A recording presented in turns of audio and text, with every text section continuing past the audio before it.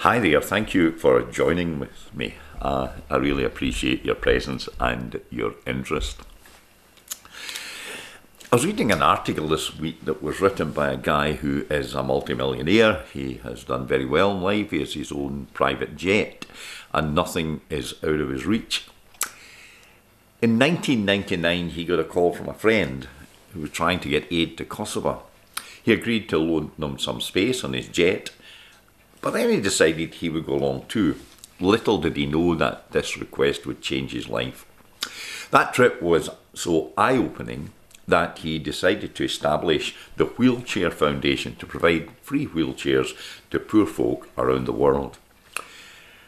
In the past years, he's distributed more than 250,000 wheelchairs to needy people. He travels all over the world and changing people's life in the process.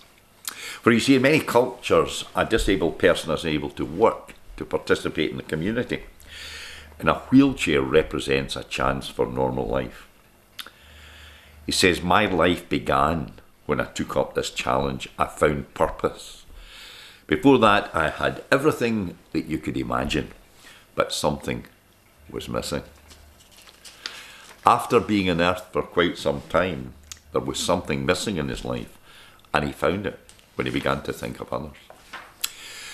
Do you think people are any happier today than they were 10, 30, 40, 60 years ago?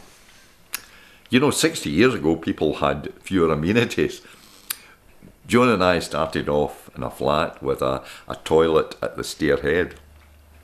Molly Weir, who wrote a lot of books in Scotland, once told me she lived up close in Springburn, where she knew a family who had 14 wains and they all lived in a room and kitchen. It's beyond belief. But then she said, but they were happy. Not that I'm advocating a return to those days, but are we any happier today? I doubt it. Jesus spoke of happiness in that passage that we call the Beatitudes, and I talked about it last week, and you can find it in Matthew chapter 5, you should read it. People never find happiness because they look in the wrong places for it. Norman Cousins tells the story about Pablo Casals, the great cellist. He describes meeting Casals just before his 90th birthday, and he said it was almost painful to watch the old man as he dressed. Arthritis, emphysema, advancing years had taken their toll. The hands were swollen, the fingers were clenched, and then he made his way slowly, with much difficulty, to his piano. And then a miracle took place. The fingers slowly unlocked, reached towards the keys like the buds of a plant reaching to light. His back straightened, he seemed to breathe more freely. He played with a sensitivity and a control that would have been the envy of any young and agile pianist. His fingers just raced over the keyboard. He was no longer stiff, but supple and graceful.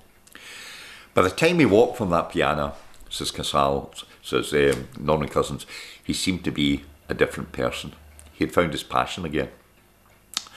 Jesus has called us to serve, not to be a doormat, but to serve. You know, there was a time when Christians believed that joy was spelled Jesus first, others second, and yourself last. Somehow that order has been reversed. Look around. There are people who need you. There are people who need me. There are people there in need. Reach out to them. I think it was Barbara Streisand who sang, "People who need people are the luckiest people in the world. They live longer, they're healthier, and they're happier." God help us to be there for the people in our lives who need us. Help us serve as Jesus asked us to do. Again, thank you for listening to me, and God bless you.